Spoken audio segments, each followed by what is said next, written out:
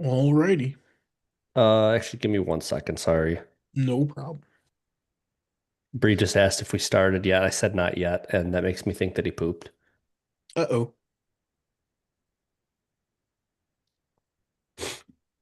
Yep. Give me 1 second here. No problem. Well,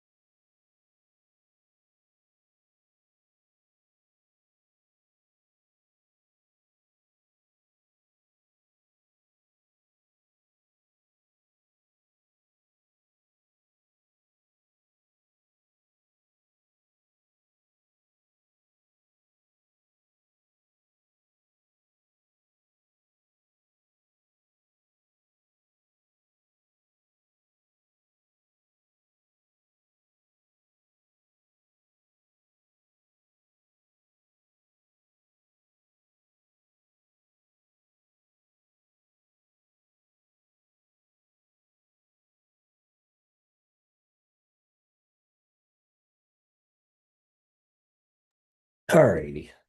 I have returned.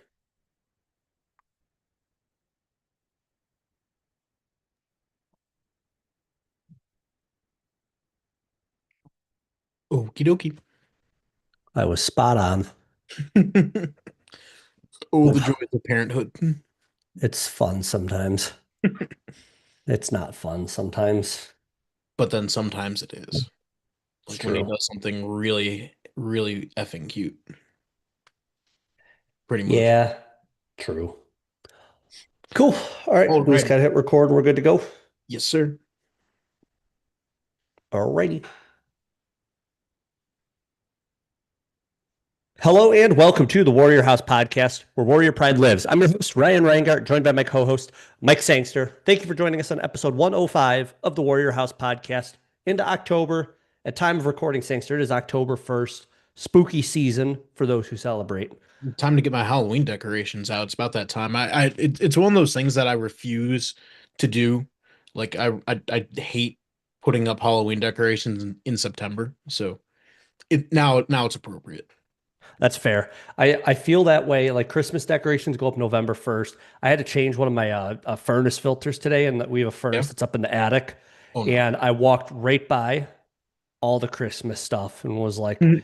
soon, so Yep. soon. So yeah, spooky season, October, officially fall. It's been fall for about a week now. Boy, we're right in the middle of football season and all of the fall sports season. So let's get into it, Sangster. We're going to start out a little bit on a low note. Actually, well, yeah, kind of. We're going to start out with Yeah, it's gonna volleyball be a here. little low, like to start this whole recap, I think. Yeah, a lot of Almost. opportunity coming up, but yes, For a little bit sad to start here. So starting out with volleyball, the volleyball team was out on the west side of the state this last weekend. Starting out on Friday, they were at Davenport, and we said this was the game that we felt that the volleyball team needed to get. It does not happen. Davenport wins this one 3-0. Sets one and two were close. Set three, not so much. In this one, set two was the real bummer because Wayne State had a much better attack percentage, but way more errors. I think they had 9 errors in this set, which means that's 9 points we gave to Davenport because we had a missed attack. And that's a real bummer there. So, one of those, like we were swinging, we were, really trying to bring it to Davenport and even it up there in the second set to make it 1-1. Didn't happen. And yeah, Davenport wins this one. But throughout the match, Davenport definitely had a better attack percentage, fewer errors. It was that simple. I mean, statistically, volleyball, you can kind of break it down into some things that tell the story. There's a lot more that happens on the court, but the stats kind of tell it themselves. So that being said, Wayne State loses to Davenport on Friday. They get the very easy task of heading up to Big Rapids on Saturday to take on Ferris State, which if you listen to the last episode or look at the preseason coaches poll, Ferris State is expected to be one of the top two teams in the GLIAC this season per the GLIAC preseason coaches poll. And Wayne State drops this one by a score of 3-1. And this one was about as close of a volleyball match as you could see. Uh, and I say that because I believe every set that Ferris State won was by 2 points. Um, I think one of the sets went into extra points, 28-26. There was a 25-23 in there. And it was just that close. So another one of those, if we totaled up the numbers, Ferris State didn't really win by much. It's just 2 points go their way, or even really 1 point. 1 point goes their way, and that keeps you from getting into extra points and some of the other ones and some of the other sets. And it doesn't go Wayne State's way here. Yeah, and it's a bummer that happens, and maybe you can throw it that's toss up that's at Ferris's home court. Shout out to them, by the way. They had a recorded attendance of about 940. If you did that at the math eye, that is not quite capacity, but that is you're getting pretty close to every single person that you're sitting next to. Yeah. Yeah. I mean, really good for them to see that. I mean, I love the idea. I mean, Big Rapids is a decently sized town, a very proud college town. I mean, they get quite a few people out to all of their sporting events, at least that we've ever been to, football and basketball.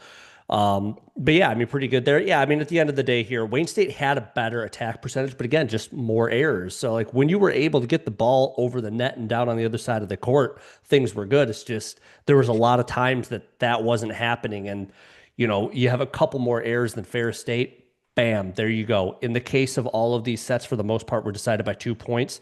That's a deciding factor right there. So don't beat yourself, but I will say, yes, this was at Ferris State. So, not only a tough matchup, tough location, good sized crowd there. And, it's we get another shot at them later on in the season to hopefully split with them, which would be perfectly fine by me. Yeah, and definitely a chance to make up against it at Davenport. Well, Davenport at home against Davenport. Definitely a chance to avenge that loss to them. Yep, absolutely. Want to do football? Yeah, let's get to it. Let's just, be a little bit bummers for another couple minutes here. Yeah.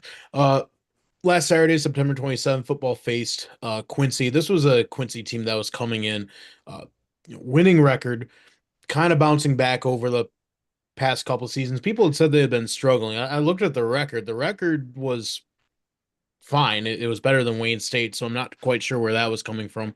But unfortunately, Wayne State dropped that one 31-14. And it's another loss in the books. Still haven't gotten that first win yet. And unfortunately, it's still looking like it's most of the same overall reasons. There are some minor differences in how the team gets to these losses, but it just feels like it's the same themes game in and game out. And once again, you point to it's a slow start on offense, and then they get something going, but then they can't finish drives in the fourth quarter. Uh, the defense for their part gave up 24 points. So they lost by 31. Guess what? There was another punt return touchdown. That's two on the year already, so that's not too great.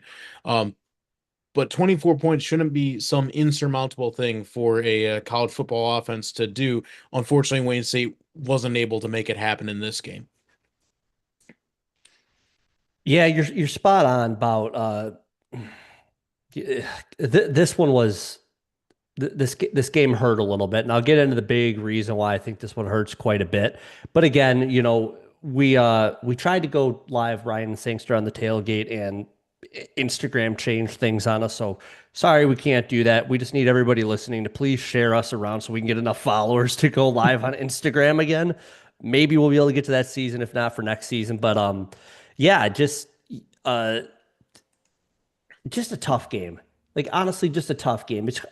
At every single point of that game, it kind of felt hard to be like, it kind of felt hard to be excited about something or happy that things were going well. And again, we record on Wednesday now, so I've had a few days to move on from this. It didn't take me very long, if I'm being honest with you. It's fine. Like, whatever. It's not, but, and also at the same token, it's like I'm trying to remember exact things that I felt at that time, things that I saw. And I just remember we just, we just weren't in it. Yeah, and especially by that fourth quarter. I mean, I hate to say it, we left early. It is what it is, especially once that punt return touchdown was a killer. Uh, Yep. Third quarter again. This was a game that was in hand, basically until it wasn't. Um, One thing I will say on the offensive side of the ball, Champion Edwards did bounce back in a major way from the last game he had. Like I said, last game he had a terrible passing day. This time he turns it well around. Unfortunately, the runs I had were not nearly as good. But passing the ball, Champion Edwards was 22 for 33, 276 yards, two touchdowns, and a pick. Okay, so we are still on the interception train, but that is a much better performance, I think, than he's had. Probably one of his better games uh, in a Wayne State uniform here. Yeah, because you compare that to the Quincy quarterback, 17 for 31, 148 yards. Yeah, three touchdowns in there, but boy, the efficiency wasn't quite there for the passing game on the Quincy side. I mean, credit the Wayne State defense to a certain extent there. I mean, they were able to basically leave a slightly over 50% completion percentage. Champion Edwards is well above that. So fantastic to see that there. But yeah, that running game for Quincy, I mean, 161 yards, they averaged 5.6. Yeah. I don't, and again, the longest run that they had was 21. Granted, they had some, mid-teens for a long run. So they had some longer runs that definitely, as we said, inflate those averages just a little bit. But Yep. at the end of the day, wow, 5.6. They're moving the chains quite a bit, and turns out that leads to a lot of points sometimes. And on the Wayne State side, averaging 2.2 rush yards per rush is not so good. That does Yeah. not lead to good things. Yeah. And like I said, it just a lot of that unfortunately was uh, Champion Edwards holding on to the ball, showing that he had uh, 12 rushing attempts, 27 yards gained, 14 yards lost. That nets you 13. That averages out to about 1 yard a carry. Uh, that that's tough. And when you're, a team that wants to focus on running the ball, has pride in having a dual threat quarterback like Champion. Sometimes when they just get to the backfield or he just can't get going like you want to, it is going to bring down that rushing average for Wayne State as a team. Uh, Probably best rusher on the day was Xavier Tyus, uh, 6 attempts, 31 yards, uh, averaging about 5 yards a carry. The other guys, not as great. So tough day overall running the ball as a team, but shout out Xavier Tyus, able to make something happen on the ground. Uh, Also, a lot of guys for Wayne State were able to get their hands uh, catching some passes from Champion this game.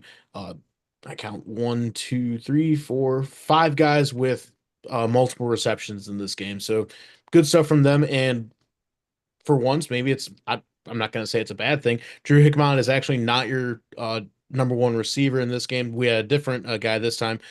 Justice Tuggle, 6 receptions, 79 yards. Uh, Pretty close behind him, Xavier Tyus, 5 receptions, 57 yards. And also shout out Angel Correa. He has had a couple rough games uh, for Wayne State right now. He bounces back in a big way. 3 receptions, 56 yards, and a 27-yard uh, catch as well. So things are there is something there on offense, but for whatever reason, and it's just been the same theme. It feels like game in and game out that they can't sustain those drives to get over that, you know, however many points they need to go out and win the game. And there are some games where the defense plays well, like this one, like they played, especially against Finley, a Finley team that's still undefeated, by the way. But then there's the games like Lacrosse and Tiffin where it doesn't go so well for them. So again, it goes back to you would love to see this Wayne State team play a complete game. I don't think it's happened yet. Yeah, and I will say, like the one thing, Drew Hickman, that was your end zone. He was your end zone guy. He Yeah. got you 2 touchdowns there, and both of those were Champion Edwards 2 passing touchdowns. The only touchdowns on the day for Yep. Wayne State. So yeah, I mean, he's really showing out. The one thing I wanted to cover here really quick, defensively, you know how many sacks we had? Goose egg, not a single one. Yeah. Tackles for losses, 5. A couple pass breakups, which is fantastic. A few quarterback hits, but by and large, I mean, it goes to show the pressure wasn't there. It seems like Quincy's offensive line just dominated us. And, we weren't able to get into the backfield. And luckily, it seems like your secondary was able to kind of hold their own a little bit to, again, lead to a bad completion percentage. No interceptions to be found there. So the turnover game didn't really work out extremely well for Wayne State in this one. But yeah, I mean, I agree. It just thinking about it, like when you need the offense to score a lot of points, they haven't. When you don't need them to score a lot of points, they still have. They still don't. Right. Like yeah, that Finley game 3-7. My goodness, like we can't come up with 7 points. They weren't able to do it.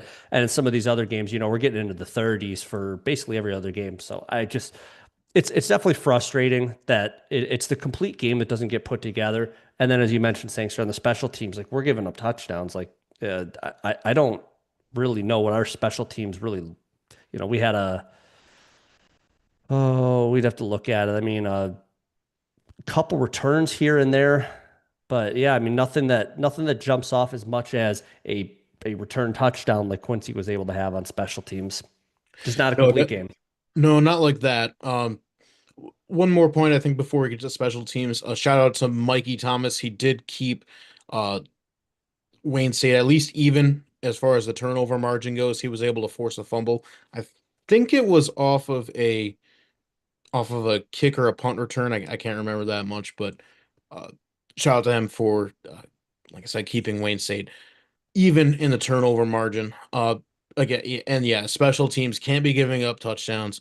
Uh, Also, tough day for Griffin Novak. He did have a field goal attempt in the first quarter. Unfortunately, he missed that one. Uh, did make both of his PATs though, so is what it is with college kicking. I thought that the guy for Quincy missed one too, but he must not have. So Hmm. that I could was swear he did as catch. well, because I thought I remember seeing that as well. But eh. Uh, Is what it is. well, wrapping it up, that's the football situation. Yeah. Unfortunately, it's become very, very familiar for us to say the Wayne State team, football team, once again was not able to come away with a win this weekend. That's the end of non-conference, and thank goodness, because it's just time to get into conference. Boy, do I have some thoughts to share on conference season, thanks for especially these next 4 weeks. Some spicy takes, if you will. Oh, Um, but anything else on football before we move along to cross and country? uh, Cross country. There we go. uh, d- just a quick notice of things that we noticed. Didn't see Braden Seary on the sideline. Could have missed him. Uh, may not have been dressed. When you don't see the guys in their jersey with the big yellow number on the back, it's hard to miss or hard to see. But might be a big question mark there. We'll see what Yeah, happens. interesting to see that, because I know Justin Cox came in for a little bit and had Yeah, I think he was in for the one of the last drives of the game. So, for or sure. maybe he just came in for a play. I think Champion Edwards He, actually lost his he probably helmet. lost his helmet. Yeah. Yeah, so Of Justin course, Cox these came in things there. happen Interesting. right as we're going up to the stands, like when we're in the stairs, so you can't see it. Yeah. And so we're like, wow, where'd Champion Edwards go? How come he's not in the game right now? And then he comes right back And out. he's, He's like, guys, I lost my hat. All right, Sang. So that's all we got on football. Again, we have bummer some there, better news. but we do have some better news. So let's scooch along here. We got some men's cross country, men and women's cross country action. Back on Saturday, they were out at this Lucian Rosa Invitational hosted by the Parkside Danger Rangers. The men's cross country team out of 24 teams ends up finishing 14th. Had some really good finishes here, and then it dropped off. So we had Glenn Davis leading the way. Individually, he finished 34 out of 220. Jared Platt finished 35th out of 220, and Sean Pettis finished 37th out of 220. Some would think that they were holding hands the entire race and just like Red Rovering through, because, yeah, they were right next to each other. So if you average the three of them out, Wayne State gets a sixth place finish in this event as a team. Unfortunately, it doesn't work that way because five runners get scored. And so you get into those next two runners, they were quite a bit lower. So as opposed to, a top 10 finish, Wayne State ends up in 14. So it's another one of those, like, you think of like these, a lot of these are team sports. Cross country especially is cross country. We got golf. Like a lot of those are reliant on everybody else Individually. on your team performing well. So I mean, like, yeah, individually, exactly. But if it's not happening, then the whole team feels the suffering from that. So, and Right. that's the situation here. And it's not all doom and gloom by any means, but it's just to show that like three guys in this event did extremely well, and the other two like didn't do necessarily bad. At least I don't think. I actually didn't really take down who got fourth and fifth here, but just wanted to call that out. That that's kind of how this one works out. Yep. And on the women's side, as a team, they finished 12 out of 23. Leading the way for Wayne State here was Ava Peters. She's a freshman. She finished 37th out of 207 runners. Uh, Following that up, Emily Rudlaff finished in 57th. And finally, Taylor Hopkins finished 81st. She was only 18 seconds behind Emily, and she was 5 seconds faster for, well, let's back up. If you think about it this way, if each runner improves their time by 5 seconds, we come away with a top 10 finish. Now, that's incredibly difficult to do. It's easy to say on paper, but I'm sure that anybody that is trained for running or trained in any kind of racing sport, motocross for me, that trying to improve your time at even by a second is incredibly difficult. So it's one of those things that you kind of hope that, maybe it's conditions at this particular race. Was it raining? Was it windy? Uh, didn't have the wind in the right direction. Maybe it was just an off day, but at least on paper, that if you think about how Wayne State can race here. There's definitely some room for improvement, and I think there's certainly time for it to happen. Yeah, exactly. And I really like the idea of thinking about cross country that way because it just shows like if I were a coach, I'm doing that kind of analysis. Like, and again, I will never be a cross country coach, I don't think. Running is like Awful. I will be a bowling coach. And I am terrible at bowling, but I would be a bowling coach before I'm a cross country coach. But thinking about it that way, like, look, everybody, like, improving by this much from this event, that's what this gets, you individually.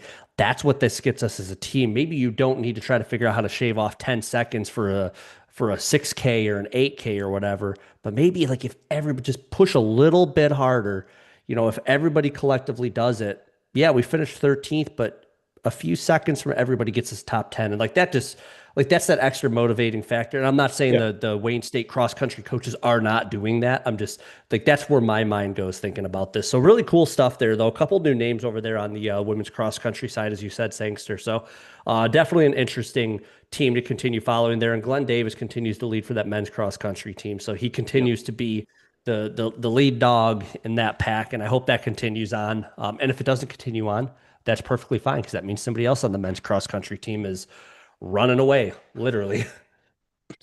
Exactly. I think that's all we got on cross country. Want to do some golf? Let's do some golf. Let's move on to the links. All right. So on just earlier this week, Monday, September 29th through Tuesday the 30th, the men's golf team was hosting the Motor City Shakedown in Dearborn at TPC. Uh, First round, Wayne State finished second out of five. They really weren't too far behind. They were just three strokes off the lead. Uh, it was a big rebound for them in round two. Then they close out round three. They end up finishing in first place ahead of four different other GLIAC teams.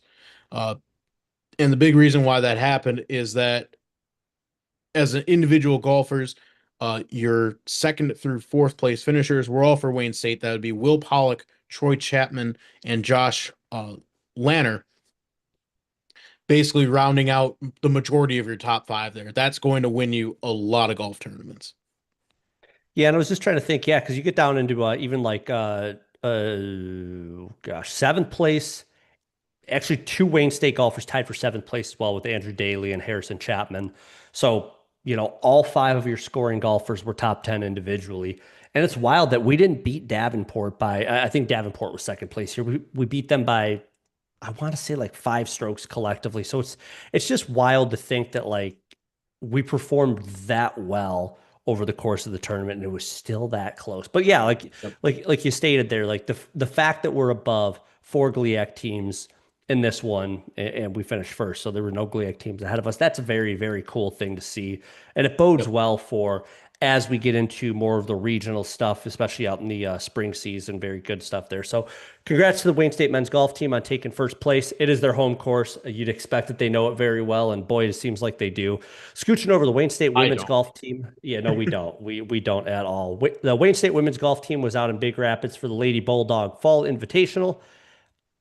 And Wayne State, oh boy, they had a rough start to this one. They finished round one at 30 over par, so that landed them in seventh place. A big turnaround in round two, where they had the fourth best team score, which got them all the way up to fifth place. And God, I think, yeah, I think it was just a 2 round event, wasn't it? I feel like I almost missed a note here. Let's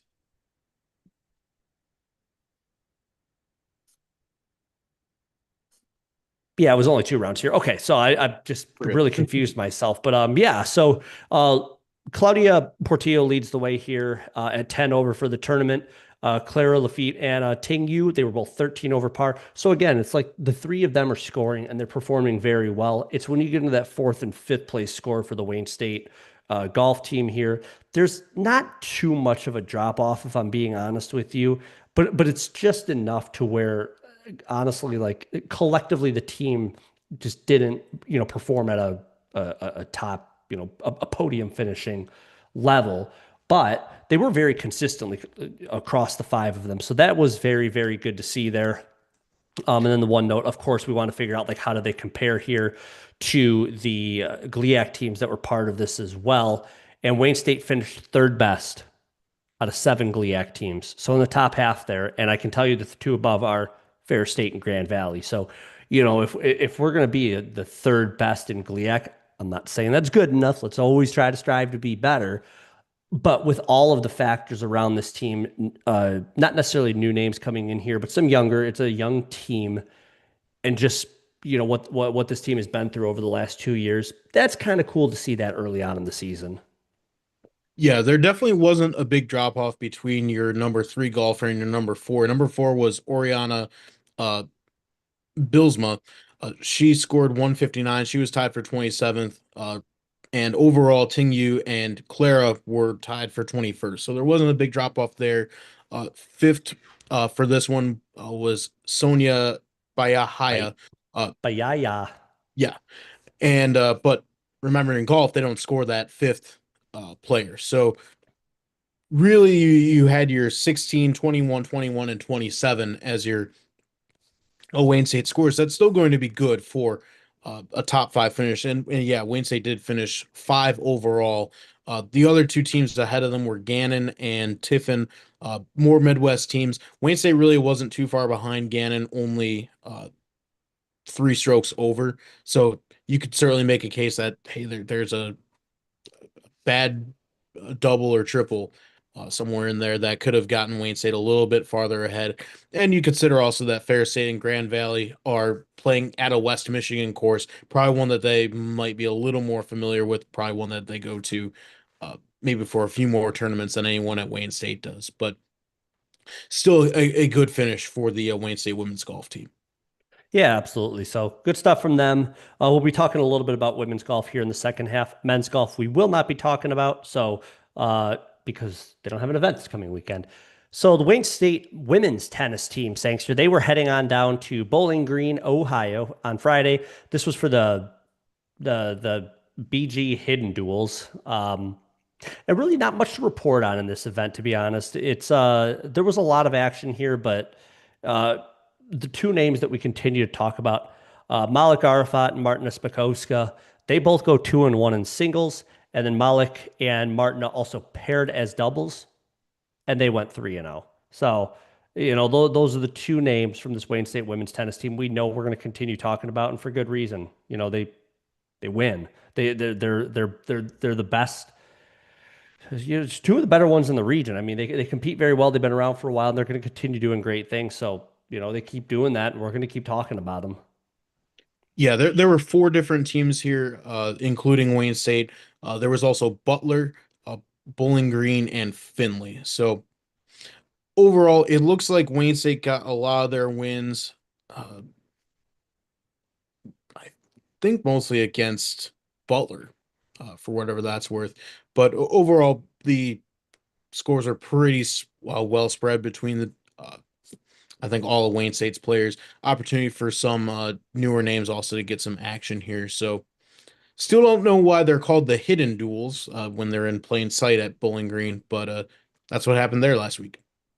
Yeah, I remember in the last episode, I got very confused. I saw the word duel, and I was like, cool, doubles competition.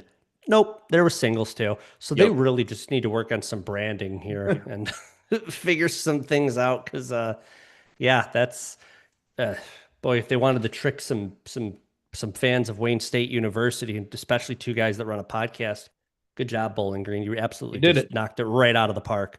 Last but not least, the Wayne State men's tennis team. They had the Big Daddy tournament of the weekend, the ITA Midwest Regional. This was happening out in Grand Rapids. I want to say Allendale to be exact here. Uh, Shout out Benjamin Hill for winning the singles title in the B draw of this event. We got a champ on our hands. That was a very big one. I mean, again, I don't know exactly what happens in uh, preliminary rounds or like how the actual draws get set. Admittedly, I have not looked at it that closely, but regardless, he got paired with a bunch of people and he did this thing where he went out and beat everybody that he went against. So that's very good to see. Warren Gunner ended up making it to the final round of the C drop. Unfortunately, he did lose and he ends up being the runner up there. So still a very good finish. Moving on over to the A draw of the doubles, Louis Klaus and Harry Forsyth ended up making it to the doubles, and they did drop in the final to a doubles group from Grand Valley. And then last but not least, a couple of names we've been talking about a bit here, Sangster, George Day and Tom Wasner. George Day did go 1-1 in singles, as did Tom. And as a doubles pair, they ended up going 2-1. I want to say they were both in the A draw for both. I want to say they were A draw for both singles and doubles. So a tough competition there.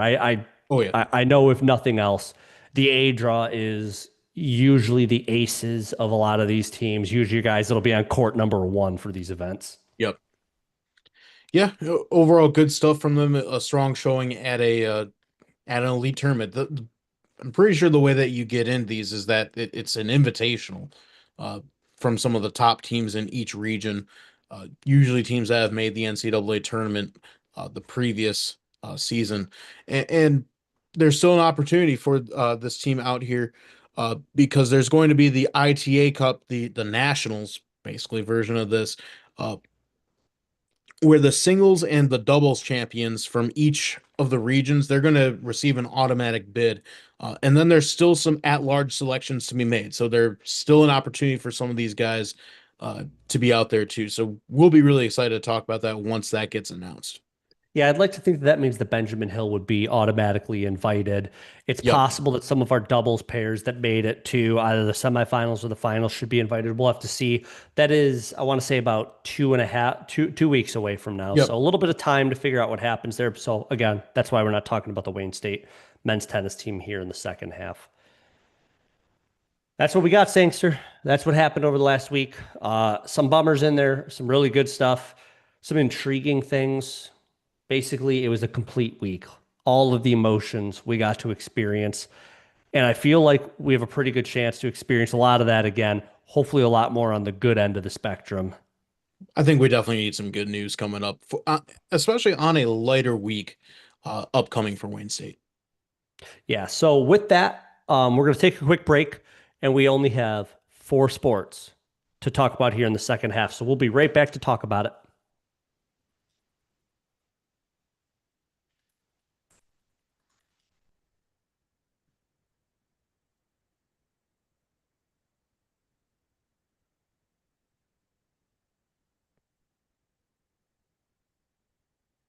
Hmm. Hmm. Hmm. Hmm.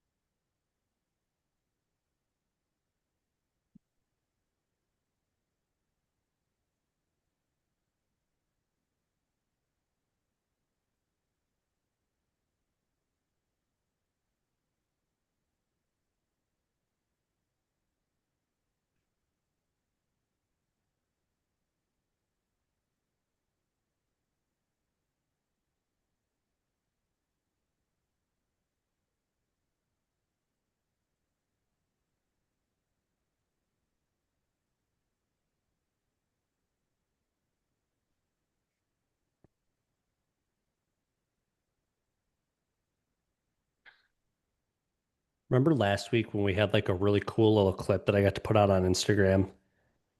And because we had good banter. And then this week we're like, we're going to sit in silence and think about what we just talked about. And type. Yeah, that too.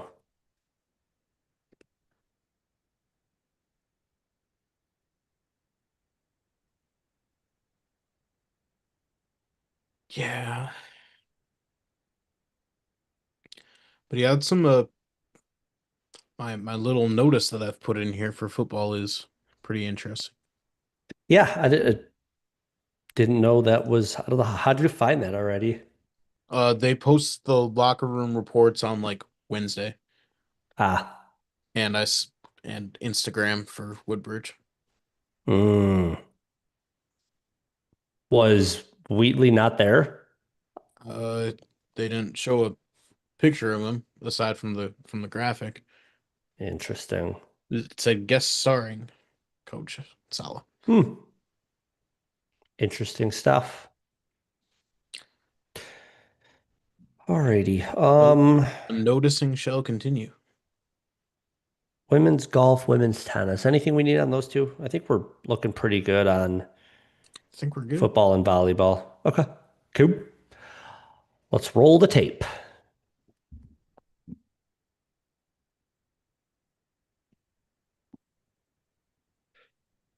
And we're back. Football, we've talked about it. A lot of you listening, if you're listening on Instagram or watching this afterwards, you know about it. The Wayne State football team is 0-4 overall. They have not played a conference game yet, but wait, that changes this week. Before we get to that, Sangster, take it away. What have you been noticing? Well, this shall serve as a notice that the noticing shall continue. It looks like Coach Sala did the locker room report, which is on YouTube right now, and which will air before the game on Saturday, and also guest starred uh, at Woodbridge. Not sure if Coach Wheatley actually did Woodbridge or not. No confirmation there, but the noticing shall continue.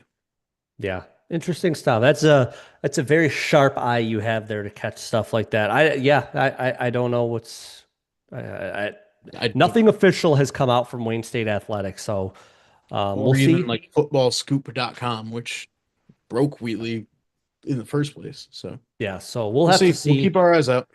We sure will. So with that, Saturday, October 4th, Michigan Tech comes to town. This is a 1 p.m. game at the Tom Adams Field.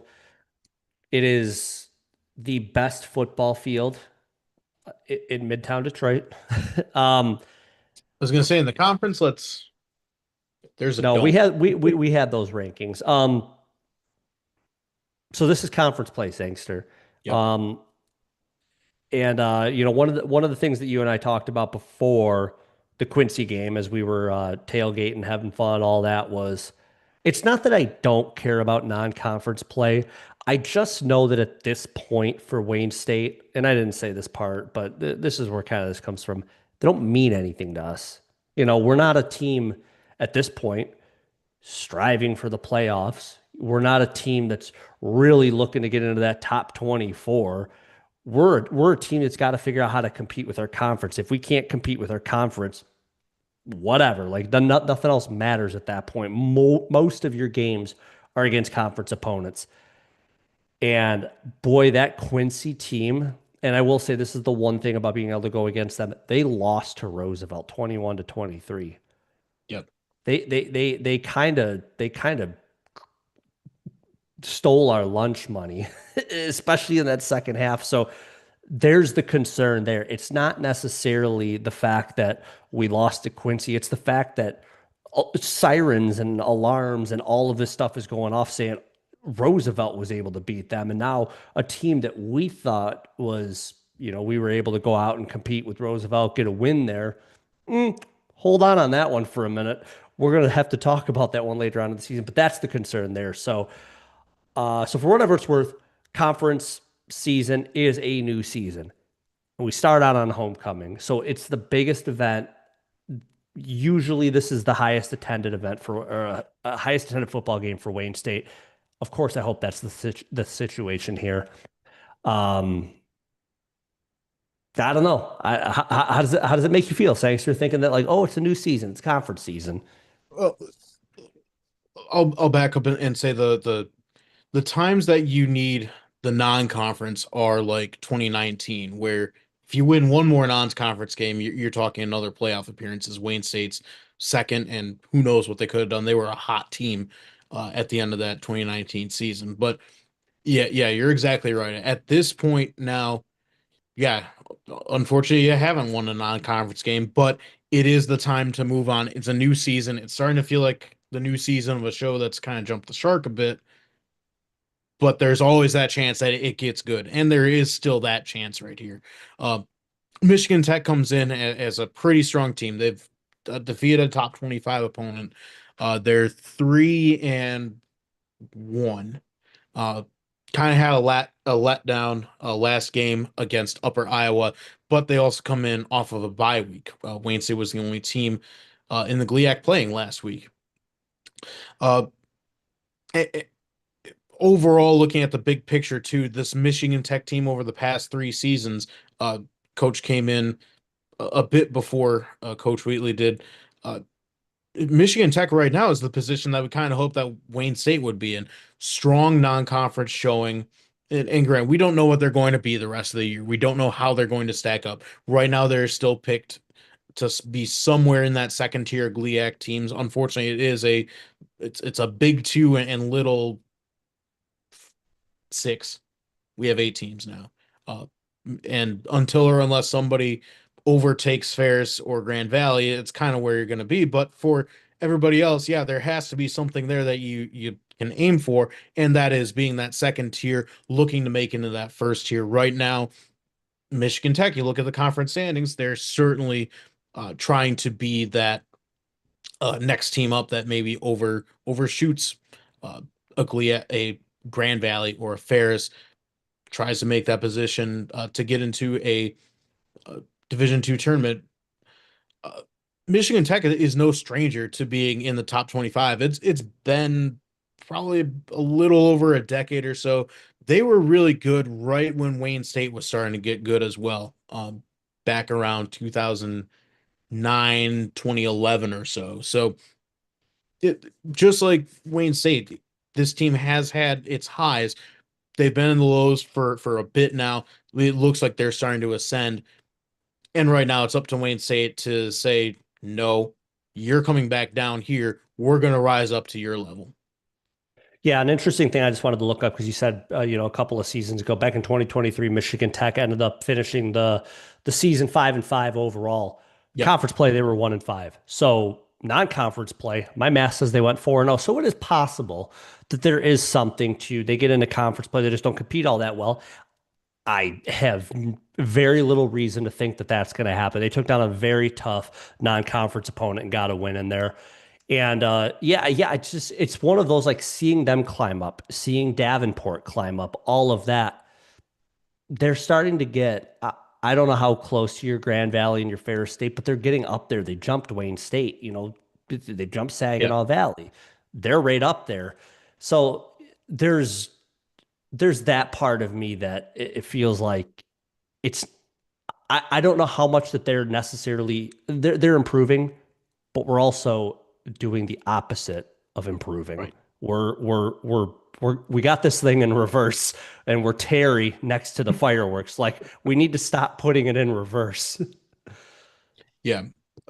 And maybe and we're also looking at the big, really big picture over, seasons and seasons of this. We've unfortunately or fortunately been around a bit. We've seen, the highs and lows of this Wayne State team. Yeah, in the microcosm, they're probably a little more plateau-ish between at least this season and the last. I think.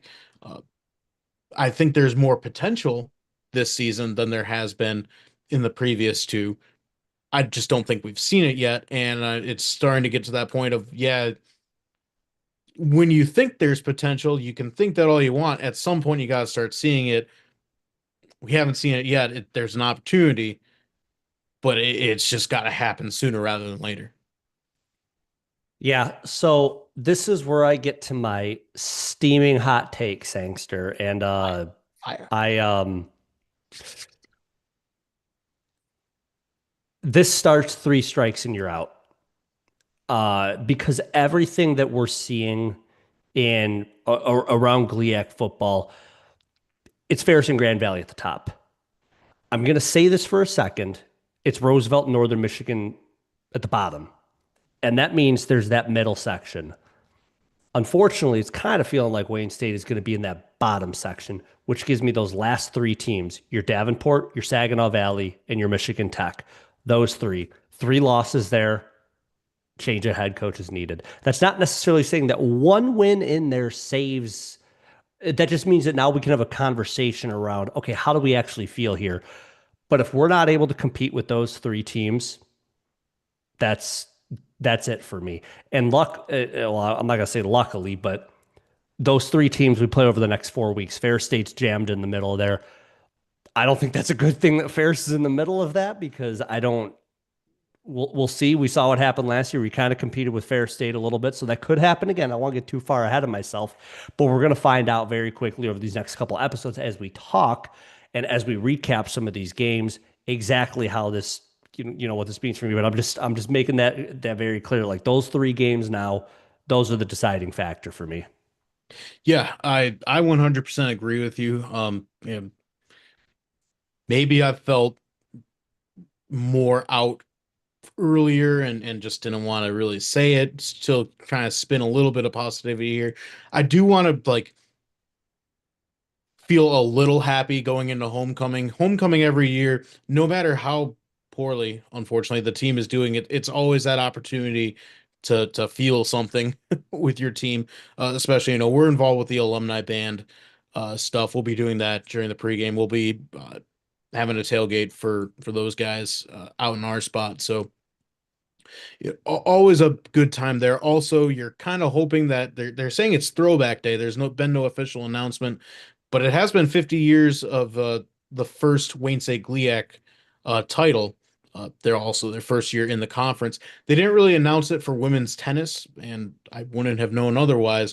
But they honored that team in the previous game. So I'm kind of hoping that the same thing is going to happen here. And it would only make sense to have that for homecoming. Also, I remember last year we had a really great time talking with some of those guys uh, from a little later in Wayne State history towards like late 70s, early 80s, which is a really fascinating time. If you ever look into the history of how kind of down bad Wayne State was, almost cutting football because of finances, they managed to save it. Uh, and so here we are today to still talk about. And at the end of the day, yeah, you can look and say, we still have a football team to complain about. So I guess that's kind of good. But I'm going to look at it and say, yeah, homecoming is a great time to still be positive. Let's go out there, show what we can do against a Michigan Tech team. Uh, but yeah, that is also definitely the back of my mind and has been in the front before that that seat's got to be warm now. It's got to be hot. No Yeah. longer hot.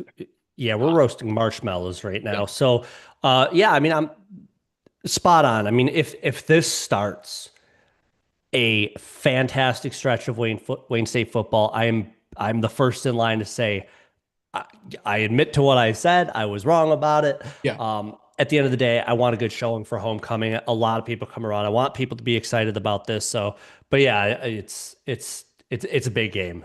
It's a Yeah. big game because of who's going to be there. It's a big game because of what it means, but it's also a big game of because this kind of is starting to decide the future in my mind of what this Wayne State football team is going to look like. 100%. All right, Sangster, let's scooch along. We got some Wayne State volleyball action. Before we talk about Wayne State volleyball, I want to this is really upsetting to me that Wayne State volleyball is not at home this weekend. Cause man, how could Yeah, we that not that align worked out those really well schedules? last year. It was so well. I mean, and especially this weekend. I mean, we're going to talk about these two opponents here, but it is fantastic because realistically, nobody else is in town. It's just football. So, I mean, that's cool. I like football, but yeah, it's one of those it definitely seems like the schedule we tried to work it in a certain manner to where a lot of our team could be around or a lot of our teams could be around, especially the volleyball team here as they're going to be back on Saturday. But man, it really stinks that there couldn't be a lot more festivities for this upcoming weekend. But it is what it is. But Yeah, really quick, yeah, go ahead. Sorry. I just happened to try and look and see, maybe did we miss like a martial arts or wrestling event? Unfortunately, there is not. There's no wrestling going on at the Wayne State Fieldhouse on homecoming either. So bummer there. That was a lot of fun. Yeah, that was. So our Wayne State volleyball team is sitting at an overall record of 8-3, and they're 2-2 in conference play. They are coming off of two conference losses, which are the most painful losses, but nonetheless, it happened. Can't change that. Huge weekend coming up here. Arguably as big as the last weekend, maybe even bigger just because of what happened last weekend. This maybe makes this weekend a little bit bigger for this Wayne State volleyball team. Yeah, Grand Valley is one of the best in the GLIAC, and Wayne State right now is showing second, maybe third. but it's time now to show that your hot non-conference start wasn't just a flash in the pan. 2 wins against probably some kind of lower level GLIAC volleyball teams right now. Now you're going against the best of the best, and now's the time to put up. Also on Friday, October 3rd, they'll be going to Purdue Northwest. Kind of a road trip down. I think it's I-1. No, there is some interstate highway that hugs uh, Lake Michigan, then drops you down right down to oh gosh, Hammond, Indiana. Yep. One thing, if you are going to go to this game, Purdue Northwest Athletics has made it a huge point uh, that you cannot pay cash for tickets. There is bold red text at the top of the volleyball schedule. Don't bring your cash. It's just so funny that they were like, "Don't do it." Like it was so important that they had to throw. I'm genuinely curious if it's on all of their team schedules that up at the top it says, "Don't bring cash" because we will slash your tires. And was there somebody so angry that they didn't take cash that they had to do that? Very wild. So if you are going down for the Wayne State volleyball match here down in Hammond, Indiana, Purdue Northwest, you are a fantastic person, but bring plastic or your phone with Google or Apple Wallet. Yeah. So talking a little bit about these, yeah, you already talked about Grand Valley.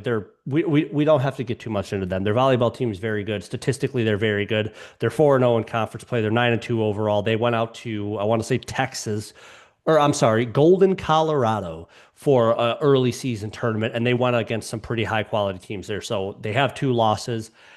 My eyes don't open up like, oh, there's a chance. No, they played some really good teams there. And then looking over at Purdue Northwest, yeah, a 3-1 record in conference play definitely does seem daunting, but 2 of their wins are against Lake Superior State and Saginaw, who Wayne State also beat. So this to me, again, it's backwards of how I would like it to be. I would like the Purdue Northwest game to be first. I don't have it my way all the time. I actually don't normally have it my way when it comes to Wayne State scheduling. Otherwise, volleyball would be in town this weekend. But this Not this Frank Purdue North, Sinatra. yeah, I did not do it my way. This Purdue Northwest game, though, this one feels like don't make matters worse. Whatever happens, if we win Grand Valley, fantastic. You are feeling high as a kite going into this match against Purdue Northwest. If it doesn't work out against Grand Valley, do not hang your head because you got to go and make one of these wins happen. We cannot have 4 straight conference losses. That puts you in a rough position, whether or not they're home or away, even if they're away, which all 4 of these have been. That to me is a really, really hard bump in the road where we were feeling really good about this team. And then I will still feel good about this team because we'll come back home and I know this team's going to handle some business, but we got to get an away win here. Otherwise, now we're looking to split the season with Purdue Northwest when they come back, and we can't split the entire conference season. That gets us in a rough spot. Yeah, and ending your conference slate 500 isn't going to take Wayne State, I think, where they want to go. So you hit it 100% on the head that this Purdue Northwest team, by all accounts, shouldn't be nearly as, I don't want to say tough, but as scary as their conference record might indicate. Yep, exactly. And so for the last 2 teams, kind of not a lot to say on them, but women's golf will be competing next week, Monday, October 6th and Tuesday the 7th at the William Beal Fall Classic in Findlay, Ohio, which is hosted by the University of Findlay.